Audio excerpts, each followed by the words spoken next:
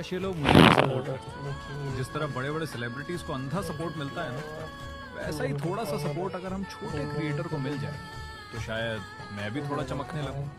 शायद आप लोग चाहते नहीं, या फिर सोचते हो कि एक फॉलो से क्या ही होगा यार, पर सच मानो आपका वही एक फॉलो मेरे लिए सब कुछ बन सकता है।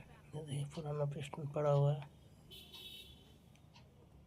यहाँ पे इंजन फिट कर दिए हैं, क्रैंक बना क्रैंक सब बना फिट कर दिए हैं। क्लच फिटिंग कर रहे हैं अभी, ये सब फिटिंग